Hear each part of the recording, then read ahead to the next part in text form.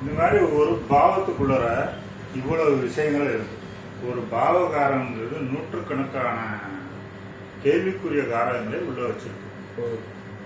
அதனால மொட்டையை எடுத்துட்டு 5, 12, 4 வேலை இருந்துச்சு, பிள்ளை இல்லை, 5க்கு 12, 4 வேலை இருந்துச்சு, கலைத்தொழில் சரியில்லை அப்படின்னு சொல்லக்கூடாது. முதல்ல ஒரு வாடிக்கையாளர்கிட்ட நம்ம கேள்வி கேட்டு பதில் சொல்வதற்கு இந்த முறை. கேள்வியவே ஒழுங்கா புரிஞ்சுக்கிறாம நம்ம பதில் சொன்னோம்னா நமக்கு கொடுக்குற ப்ரெடிக்ஷன் ஃபெயிலியர் ஆகும். இது பாஸ்கரனே ஆனாலும் அதுவே தலையிருக்கு. நானே கேள்வியை தவறாக புரிஞ்சுட்டு நான் எடுத்து சொன்னாலும் பலன் தவறுவேன். வாடிக்கையாளர் நம்மகிட்ட தவறான செய்தியை சொன்னாலும் அது நம்ம புரிஞ்சுக்கிட்டதில்ல, அவங்க சொல்றத வச்சுதே புரிஞ்சு சொல்லுவோம். அப்போ பிரச்சனைகள் வரும். ஒரு உதாரணத்துக்கு எடுத்துட்டு பார்த்தீங்கன்னா, அந்த கீழே ஒரு சார்ட் ஸ்டார்ட்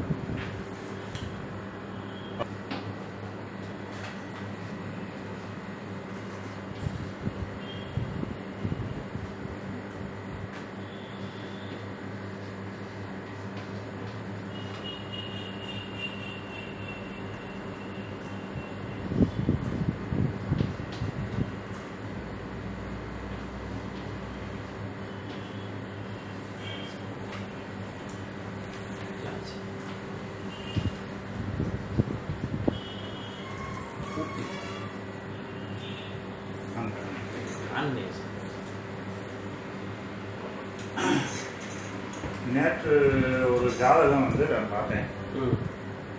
ஒரு ஜாதக பொருத்தத்துக்காண்டி கொடுக்குறாங்க. இது ஏற்கனவே முன்பு பார்த்த ஜாதகம். அது வந்தோடனே இந்த ஜாதகத்தை போட்டு 10/9/1990 மாலை 6:30 ஜான்சியில் அந்த பொண்ணுக்கு வந்திருக்கு, உத்தரப்பிரதேசத்தில். இந்த ஜாதகத்தை ஏற்கனவே என்கிட்ட போன வாரம் என்கிட்ட ஜாதகம் பார்த்தவங்க ஒன்றுமே சொல்லாமல் ஒரு பெண் ஜாதகம் ஒரு ஆண் ஜாதகத்தையும் கொடுத்தாரு. கொடுத்துட்டு பொருத்தம் பாருங்க அப்படின்னு. வந்த நபர் எனக்கு ரெகுலரான வாடிக்கையாளர். நான் வாடிக்கையாளருக்கு சாதகமாக தான் பேசணும். வாடிக்கையாளர் 2வது திருமணத்துக்கு கேட்க வந்திருக்காரு. அவருக்கு ஏற்கனவே டைவர்ஸ் ஆயிடுச்சு. சரி சார். திருமண வாழ்க்கை சரியில்லை, 7ஆம் பாவ கொடுப்பேன். இந்த பொண்ணு ஜாதகத்துல 6, 7, 8 கூட்டு விளைவா ஒரே பிளானட்டா. சரி. அந்த பையன் ஜாதகத்திலே 7ஆம் பாவ குத்தினால 6 தொடர்பு. என்கிட்ட கொடுக்கும்போது பொருத்தம் பாருங்க அப்படின்னு கொடுத்தாரு. நான் சராசரியா நான் என்ன செய்ய முடியும்? பொதுவாக எல்லா ஜோடியும் பார்க்கறது என்ன, பொருத்தம் பார்க்கறதுன்னா திருமண விஷயமா கேள்வி எடுத்தாரு. 7ஆம் பாவத்தில் நான் அந்த பையன் ஜாதகத்திலையும் 7ஆம் பாவம் 6 தொடர்பு. இந்த பொண்ணு ஜாதகத்துல 6, 7, 8 சேம் பிளான். புரியுதா? அப்ப 2 பேர் கொடுக்கணுமே நல்லா இல்லை. அப்ப நான் இந்த ஜாதகத்தை போய் மேட்ச் பண்ணி கொடுத்தேன்னா அவங்க குடும்பம் என்ன ஆகும்? நானும் பொருத்தம் இல்லைங்க அப்படின்னு சொல்லிட்டு அனுப்பிச்சிட்டேன். அனுப்பிச்ச ஒரு பாடு அவங்க போய் என்ன செய்றாங்க, சனி ஞாயிறு தான் நான் சென்னையில் இருப்பேன், சனி ஞாயிறு பார்த்துட்டு போயிட்டாங்க. திருப்பி எனக்கு ஃபோன் பண்றாங்க. எப்போ? புதன்கிழமை ஃபோன் பண்றாங்க. என்னங்க நீங்க இந்த 2 ஜாதகத்துக்கு பொருத்தம் இல்லைன்னு சொல்றீங்க, மற்ற ஜோதிடர்கள் நட்சத்திர பொருத்தம் பார்த்து பொருத்தம் இருக்குன்னு சொல்றாங்க. எனக்கு ஒரே குழப்பமா இருக்குங்க. ஏற்கனவே இந்த பையனுக்கு கல்யாணம் ஆகி டைவர்ஸ் ஆயிடுச்சுன்னு ஒரு வாயை விட்டுட்டார். புரியுதா? ஏங்க முதல் திருமணம் தானங்க நீங்க சொல்லி என்கிட்ட பொருத்தமாக சொல்லி கொடுத்தீங்க. அதனால தாங்க அந்த ஜாதகத்தில் பொருத்தம் இல்லைன்னு சொன்னேன். அதுக்கப்புறம் அவங்க சொல்றாங்க 2 பேருக்குமே முதல் திருமணம் முடிஞ்சு 2 பேருமே டைவர்ஸ் ஆயிடுச்சு. இந்த பொண்ணுடைய ஹஸ்பண்ட் இறந்து போயிட்டார் ஆக்சிடென்ட்ல. இந்த பையனுக்கு அந்த பொண்ணுக்கு பிடிக்கல, மியூச்சுவலா டைவர்ஸ் ஆயிடுச்சு. 2 பேருக்குமே 2வது திருமணம் சார் அப்படின்னு சொல்றாங்க. அது அங்க போய் சொல்றாங்க. இப்ப ஏன் தவறா அவங்க தவறா? அவங்க தவறு. நான் என்கிட்ட யதார்த்தமாக வரும்போது நான் 7ஆம் பாவத்தை தான் பார்த்தேன். ஆமா. அது கொடுப்பனே சரியில்லை. ம். புரியுதா? ம், ம், ம். இந்த மாதிரிலாம் மக்கள் வந்து நம்மளை குழப்புற மாதிரி சில பிரச்சனைகளை வந்து வச்சிருவாங்க. ஜோதிடர் நம்மகிட்ட வந்து ஒழுங்கான பதில் யாரும் சொல்றது கிடையாது. என்ன காரணம்? டெஸ்ட் பண்றது. எல்லா ஜோசியரும் கேள்வி கேட்காம அடிக்கிறாங்க, முரட்டடி அடிக்கிறாங்க இல்லையா? அதனால அதே நினைப்புல நம்மகிட்டயும் வந்து கொடுப்பாங்க. ம். ஒருத்தர் காதல் திருமணம்னா காதல் திருமணம்னு வந்து சொன்னாலே நம்ம 5ஆம் பாவத்தை போய் பார்க்க முடியும். Okay okay. ஃபிக்ஸட் மேரேஜ்னு வந்து கேட்டா 7ஆம் பாவத்தை பார்க்கலாம். 2வது திருமணம்னா 9ஆம் பாவத்தை தான் பார்க்கணும். ம். இந்த மாதிரி எல்லாம் வந்து நம்மளை கொலையா கொள்ளுவாங்க. ம். கடைசியில் என்ன செய்வாங்க? இந்த ஜோசியர் சரியில்லைன்னு சொல்லுவாங்க. அதனால எல்லாரும் தயவு செஞ்சு கரெக்டா பார்ட்டிட்ட விவரங்களை கேட்டுட்டு நீங்க ஆய்வு பண்ண பழகுங்க. கேள்வி படிக்கிறவங்க கண்டிப்பா கேள்விக்குரிய பாவம். பாஸ்கரா மெத்தட்ல பலன் சொல்றவங்க கேள்வி கேட்காம நீங்க பதில் சொன்னீங்கன்னா நீங்க மாட்டிக்கிறீங்க.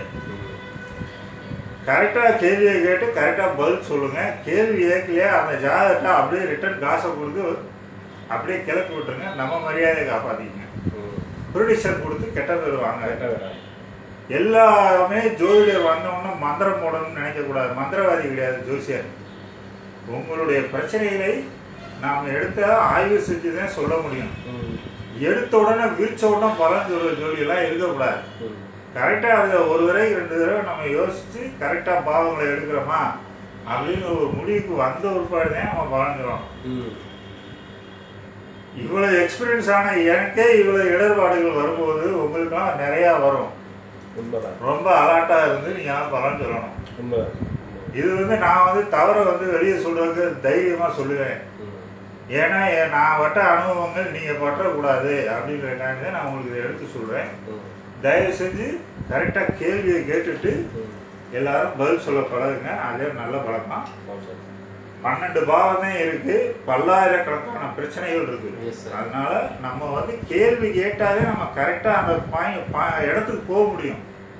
கேள்வியே கேட்காம நம்ம போய் அந்த இடத்துல எப்படி போய் பலன் சொல்ல முடியும்? கண்டிப்பா. ஒரு பலசர கடைக்கு போனோன்னா ஒரு பொருள் விடனா பலசர கடைக்காரன் எந்த பொருள் கொடுப்பேன்? அதுக்கிட்ட ஆயிரக்கணக்கான பொருள் இருக்கும். கேள்வி கேட்டாதான் அது பிணாயில் எடுத்து கொடுத்தோன்னே வாங்கி குடிச்சிட்டு வந்துடுறோமா? நம்ம போய் நம்ம இந்த பொருள் வேணும்னு கேட்டால் தானே எடுத்து தர முடியும். அது மாதிரி ஜோதிடத்தில் கேள்வி கேட்டாலும் பதில் சொன்னீங்கன்னா அருள்வாக்கு சொல்றீங்கன்னு அர்த்தம். அதை நல்லா மனசில் வச்சுக்கோங்க. எந்த கிரகத்தை எடுத்தாலும் சரி, இருக்கிற இடத்த இருந்தாலும் சரி, பார்க்குற இடத்த எடுத்து சொன்னாலும் சரி, கேள்வி கேட்டு பதில் சொல்லுங்க. நம்ம ஒரு முறையில் ஒழுங்கோட பதில் சொல்லணும். சும்மா தாண்டத்திரமாக சொன்னீங்கன்னா நம்ம எங்கேயாவது போய் லாக் ஆயிரும், அசிங்கப்பட்டுக்குவோம். அதனால தவறுகள் வருவது இயற்கை. அதனால தவறுகளை மேக்சிமம் குறைச்சிக்கிறதுக்கு வழிவேறு. என்னடா சார் இப்படி சொல்றாங்க வருத்தப்பட்டாங்க. எல்லாம் உங்க நன்மைக்கு சார். இல்ல, அதாவது கேபியை பொறுத்தவரைங்க, இந்த பாஸ்கரா சிஸ்டத்தை பொறுத்தவரைங்க நிறைய டூல்ஸ் இருக்கு. அந்த என்ன வேலைக்கு போனோமோ அந்த வேலைக்கு தகுந்தா போல டூல்ஸ் எடுத்து போவோம். சார் சொல்லியிருக்காரு, அதுக்கு தகுந்தா போல தான் நம்ம எடுக்க முடியும். சும்மா நிறைய பேர் வந்து பாஸ்கரா சிஸ்டம் ஃபெயிலியரா இருக்கு, சரியா வரல, நடைமுறைக்கு வரல அப்படிங்கிற காரணம் என்னன்னா இந்த பாவகாரங்களை அவரால் பிரித்து எடுக்க தெரியல. ஏன்னா இது வரைக்கும் எல்லாருமே தேவையில்லாம நான் சொன்ன மாதிரி 5ஆம் பாவம் 4 காட்டிடுச்சா, ரெட்டப்பட பாவத்தை காட்டிடுச்சா, ஒத்தப்பட பாவம் அவுட்டு அப்படின்னு சொல்லக்கூடாது. அது இல்லை பாஸ்கரா ஜோதிடம். பாஸ்கரா ஜோதிடம் நுணுக்கமானது, நுட்பமானது, மதிநுட்பமானது. நீங்கள் வந்து எவ்வளவு தலையெல்லாம் கண்ணா இருக்கணும். ஓகே, அப்போதே நீங்கள் வந்து ஒரு நல்ல சிறந்த ஒரு ஜோதிடராக நீங்கள் ஆக முடியும். அதை மனசில் வச்சுட்டு எல்லாரும் கவனமாக பலன் சொல்லுவோம். சரி, அடுத்த கேள்வி சொல்லுவோமா? வாசகர் என்ன கேள்வி கேட்டுருக்கா சொல்லுங்க.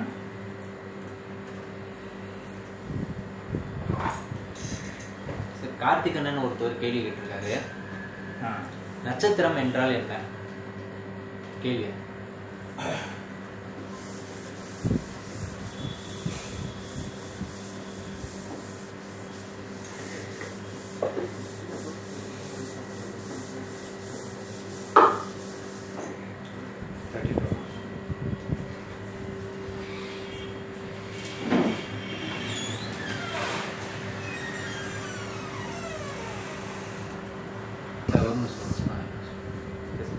திரும்ப சொல்லுங்க.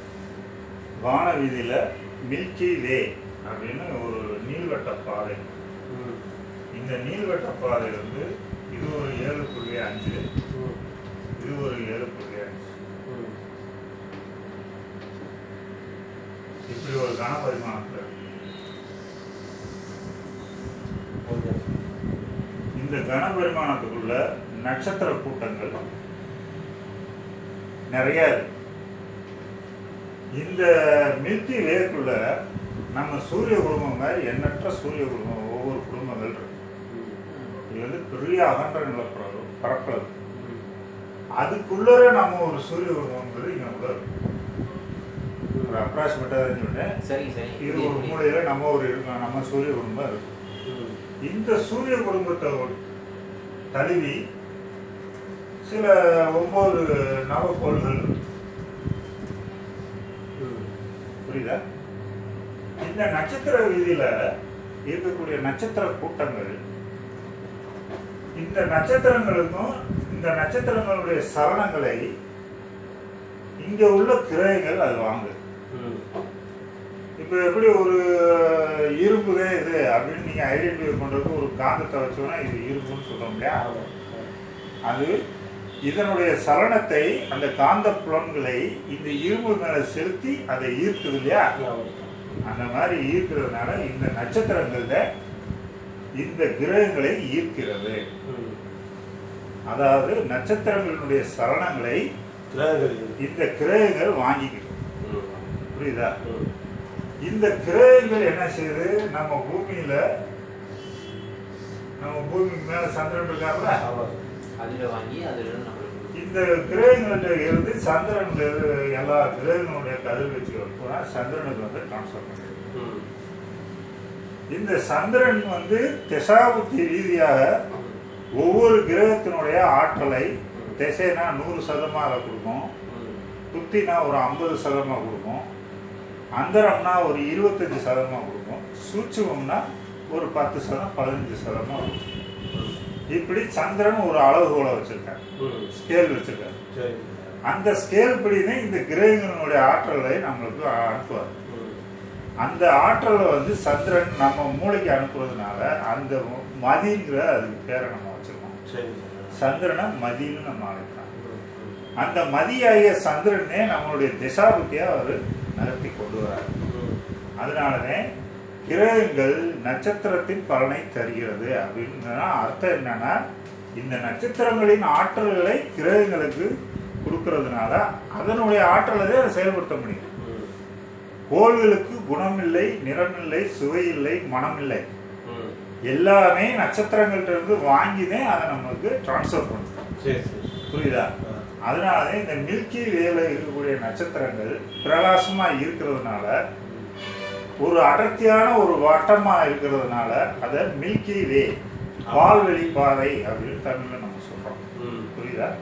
இந்த பால்வெளி பாதைக்குன்னே திசாபுத்திக்குன்னே ரிலேட்டிவிட்டி இருக்கு. அதனால கிரகங்களும் நட்சத்திரின் ஆற்றல்களை வழங்குது, சந்திரனும் நட்சத்திரத்தின் ஆற்றல்களை தான். அந்த கிரகங்கிட்ட கொடுத்ததை அதை வாங்கி இது டிரான்ஸ்ஃபர் பண்ணுது சந்திரன். புரியுதா? இது வந்து ஒரு டிரான்ஸ்மிட்டர் மாதிரி சந்திரன் நம்மளுக்கு பயன்படுறாங்க. அது திசாபுத்தி வாயிலாக பயன்படுறாங்க. புரியுதா? அதனாலதான் இதை நட்சத்திரம் அப்படின்னு சொல்றோம். நாள் பார்த்து, வேலை பார்த்து, கோல் பார்த்து, குறி பார்த்து, அவரவர் அங்ககீன அடையாளம் பார்த்து போனாலும் விதிப்படிதான் நடக்கும்னு சொல்றோம் இல்லையா? அந்த விதி என்ற வழி இதுதான், மில்கி வே. அதான் விதி. இந்த மில்கி வேத நம்ம பாவஸ்புட கணிதம் அப்படின்னு நம்ம போடுறோம். புரியுதா? அந்த பாவஸ்புட கணிதம் தான் விதி. இந்த பால்வெளி பாதையை கணக்கிறோம் இல்லையா, அதுதான் விதி. கிரகங்கிறது தசாபுத்தி வாங்கி கொடுக்க போகுது, அவ்வளவுதான். இந்த விதிக்கும் இந்த கிரகத்துக்கும் தொடர்பு இருக்கா இல்லையா அப்படிங்கிறத நம்ம பாவமுனை தொடர்பு அப்படின்னு நம்ம சொல்றோம். நல்லா புரியுதா? அடுத்த கேள்வி என்ன கேட்டிருக்காரு? ஏன் ராசி கட்டத்தில் மேசம் ஆடு, கடகத்துக்கு நண்டு, இந்த மாதிரி சம்திங் கொடுக்குறாங்க, அது என்ன ரீசன்?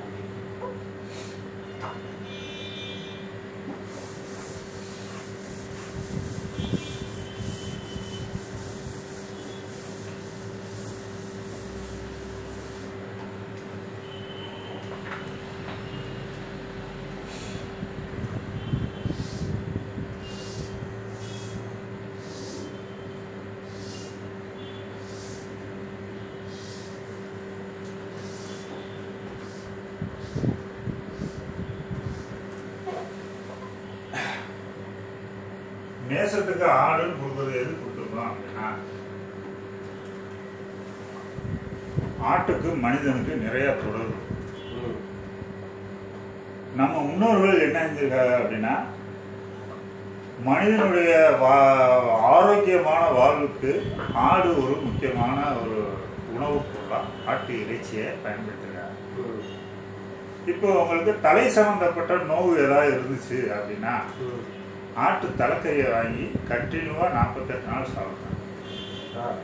இப்போ உங்களுக்கு நுரையீரல் சம்மந்தப்பட்ட பிரச்சனை இருக்கா, ஆட்டு நுரையீரலை ரெகுலராக வாங்கி சாப்பிடும். உங்களுக்கு அல்சர் கம்ப்ளைண்ட்டு குடலில் புண்ணு இருக்குது அப்படின்னா ஆட்டு குடலை வாங்கி சாப்பிடும்.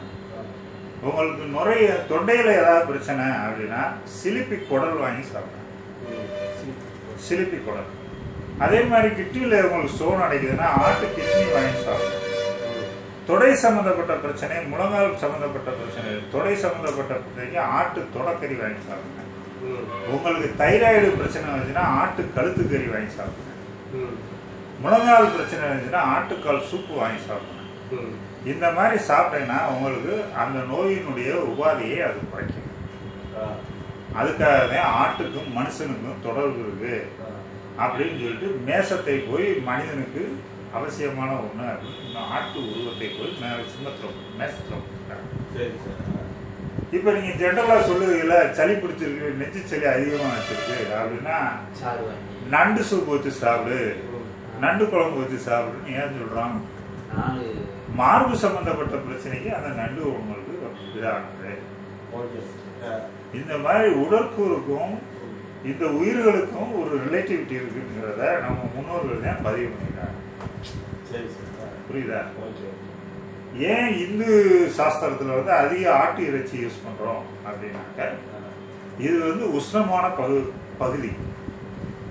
இந்தியா வந்து உஷ்ணமான பகுதி. அது தமிழ்நாடுன்றது உஷ்ணம் அதிக நிறைந்த பகுதி. அதனால இங்கே வந்து கெந்தவ பூமின்னு சொல்லுவாங்க. அதனால இந்த ஆட்டு இறைச்சி சாப்பிட்டீங்கன்னா அவங்க உடலை குளிர்ச்சியாக வச்சுக்கணும். இந்த உள்ள பிராணிகள்லேயே மூலிகைகளாக சாப்பிடக்கூடிய பிராணி எதுனா ஆடுதான். இந்த ஆட்டுக்கும் மற்ற மாமிசத்துக்கு ஏன் தொடர்பு இல்லாமல் நம்ம முன்னோர்கள் இதை மட்டும் முக்கியத்துவம் கொடுத்துருக்காங்க?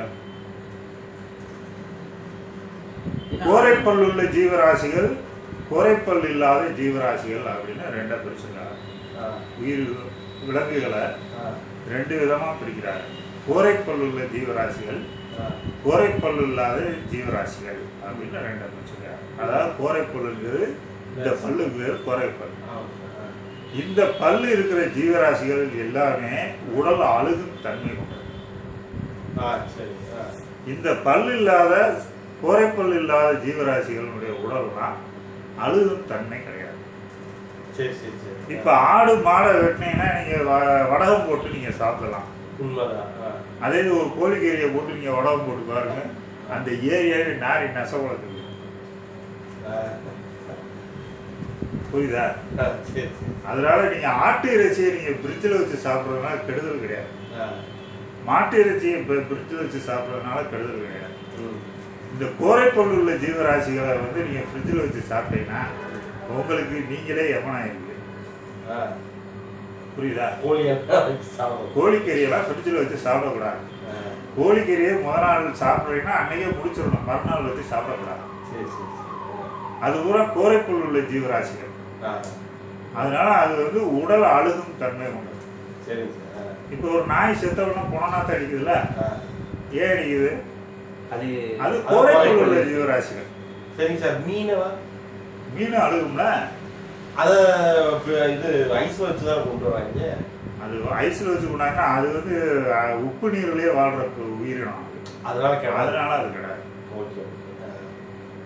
உப்பு வந்து பாக்டீரியாக்களை டெவலப் பண்ண விடாது. அதனால நீங்க உப்பு நீருக்குள்ளே அது இருக்கிறதுனால அது கெடுக்கும் தன்மை கிடையாது. சரி சரி. ஆனா அதுவும் கோரைப்பல் உள்ளது. அதுவும் கோரைப்பல் உள்ளதுங்க. ஃப்ரிட்ஜை விட்டுட்டு எடுத்து பாருங்க, நொச நொசன்னு அது குழப்பமா ஆயிடும். உண்மைதான் உண்மைதான்.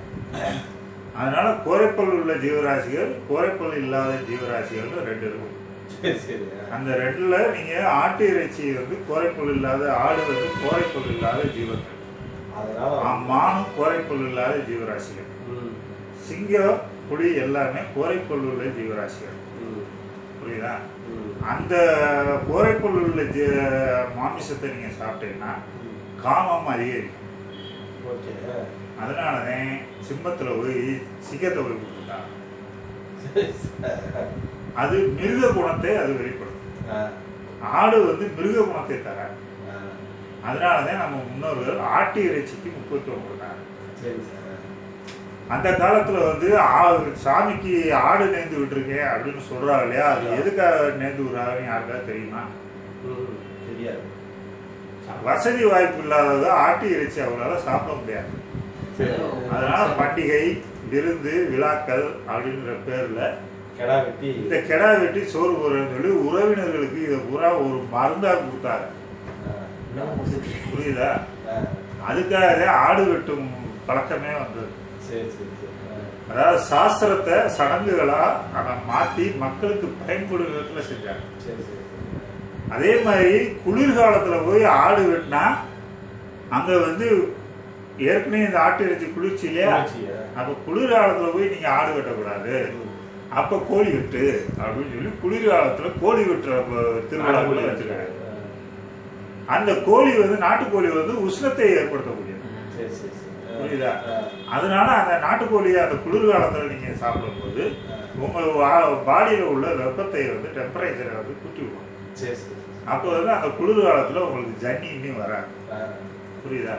அதுக்காக வெயில் காலத்துல ஆட்டு இறைச்சியையும், குளிர்காலம் மழை காலத்துல வந்து கோழி இறைச்சியும் நம்ம முன்னோர்கள் பயன்படுத்தினாங்க. அதை வந்து எல்லாரும் வசதி வாய்ப்பு இல்லாத செய்யல அப்படின்னா அவளுக்கு நோய் நொடி வரும் அப்படிங்கிறதுக்காக படையல் போட்டு ஆடு வெட்டி சாமிங்கிற பேர்ல எல்லாத்துக்கும் கொடுத்தாங்க. இது தெரியாம என்ன செய்யறாங்க, இது வந்து ஒரு பிரசிஜிஸாவதை எல்லாரும் செய்யறாங்க. எல்லாத்துக்கும் ஒவ்வொரு காரண காரியங்கள் இருக்கு. காரண காரியங்களை புரியாம நம்ம எல்லா வேலையும் செய்யறோம். அதனாலதான் மேசத்துக்கு வந்து சித்திரையா கொடுத்து நல்ல அந்த வெயில் காலத்துல அதை யூஸ் பண்ணுங்க அப்படிங்கிறது சிம்பாலிக்கா நம்ம முன்னோர்கள் அங்க கொடுத்துருக்காங்க. சூப்பர்.